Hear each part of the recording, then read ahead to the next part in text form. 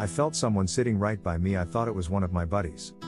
And I did not react. Then I heard a voice of a girl. I did not hear any girl talking to me until then, so I slowly took my hands off and opened my eyes partially and saw one of the faces that I remember. I was like, I remember you in my head. Of course, she just looked at me for a moment and said that student life is incomplete without a rebel or an outcast sometimes, so don't feel bad about what happened or what people think about you. Just be yourself, and that's good enough.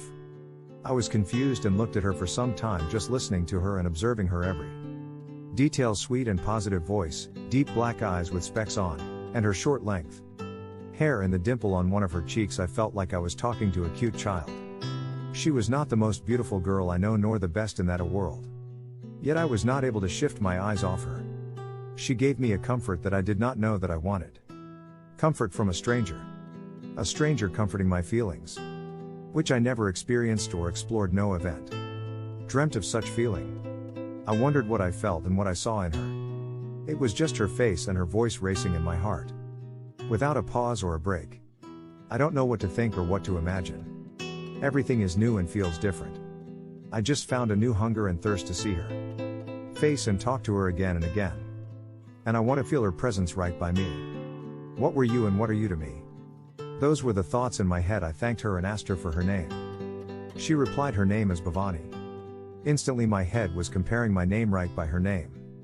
I started repeating our both names in my head and slowly those words from my mouth, and she heard the names and she stood still. I saw her blush on her cheeks and little sweat on her forehead, and her posture changed. Also saw goosebumps. She asked me to repeat what I just said. I repeated both her names and asked, is that weird in any way? She just said no and had a smirk on her face. I was just trying to introduce myself and she just said no and left the bench. I never knew she walked along the same path we walked to the bus stop. And to my surprise, according to one of our buddies, she was always in front of us. I was like, is that so? I was hoping she'd see me at her back and talk to me. I would be happy just to look at her while she is looking at me. Maybe this is what it is called, infatuation, or I'm just overwhelmed with her in my head.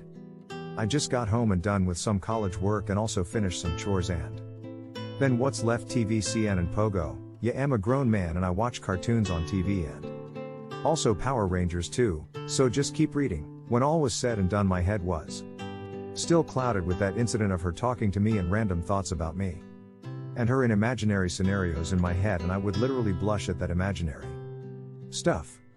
What forsakes us in the real life we crave in our imagination. Power, friendship, love, relationship, and many more.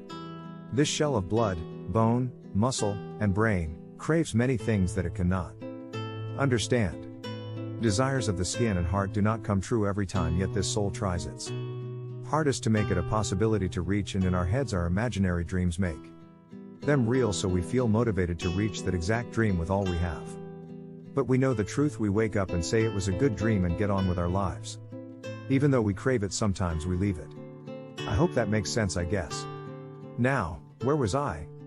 Yup, I just read that last part and came back as well. You and I are the same, I guess. The short span of focus. Well, let's get on to the story. Following the next few days, I was just staring at her like a fanboy, looking at what she was doing, what she is upset about, what she liked and disliked. After a few days, I came to my senses, and then I decided to talk to her. I know I was gonna end up in a bad situation, even so what did I have to lose in that classroom? The big day is Thursday, when we have an empty period before lunch. I straight up walked to her bench as I was ready to be swarmed by those eyes that never saw a guy walking to the girls' side of the class. No, it was not forbidden, nor did any rule states that in college. It was just like that. I did not wear any of the bright or good-looking dresses I have. I was just wearing casual wear and just normal as usual. Not a good look on my face as well. I might look as an average angry inmate in jail. That's what my face looks like, can't help that. I was ready and set to run to my desk if she doesn't want to talk. I reached the spot, but she was not over there, so I was confused and stood there for a moment, and I was retracting my steps. I bumped into someone and heard a noise of their lunchbox falling down that fell apart. I was shocked and frozen in place for a moment, and I saw my chance being turned into pulp. It was her, and I messed up her lunchbox. I immediately apologized and ran away from the class. I went out and checked my pockets if I had any money. Fortunately, I had some money, so I ran out to the nearest fast food center and bought up some fried rice and got to the class, said I'm sorry again. And I was about to leave, a girl right by her started speaking something I was about to ignore that, and she spoke like all men do this just to show their dominance. I was like, which part of the words "I'm sorry for doing" shows dominance over girls? I just said shut up, I did not bump into you nor spill your box, so I'm not obligated to tolerate your nonsense, and I don't think you have any advantage over me in a sort of arguments. And then I just apologized to Bhavani and left the area. A few days passed away. It is still hard for me to see her eye to eye for what happened last time. I feel like I did something humiliating, and it is hard to get out of that feeling.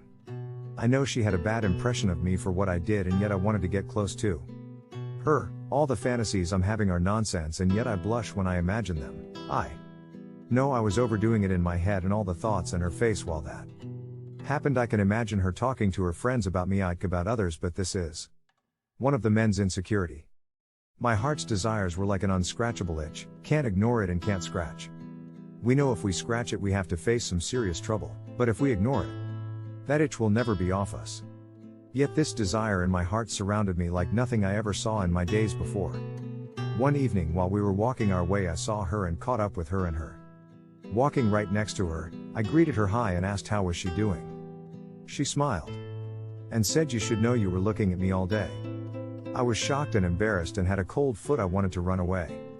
I was standing like a deer in front of headlights, stunned and staggered, in a half drunken alcoholic monkey. I asked, how did you know? In my head, I was recalling all the moments while I was watching her. She never turned back and saw me looking at her. So, she replied by saying that I have my spies around the class, they will let me know everything. I was dumbfounded even though I felt weird, and the only thoughts in my head were, who might it be who was watching me while watching her? But I felt good walking by her. I thought it all happened well for anyway, how long would it be hidden anyway? I dropped her by the bus stop and I walked to the other spot where I board a different bus.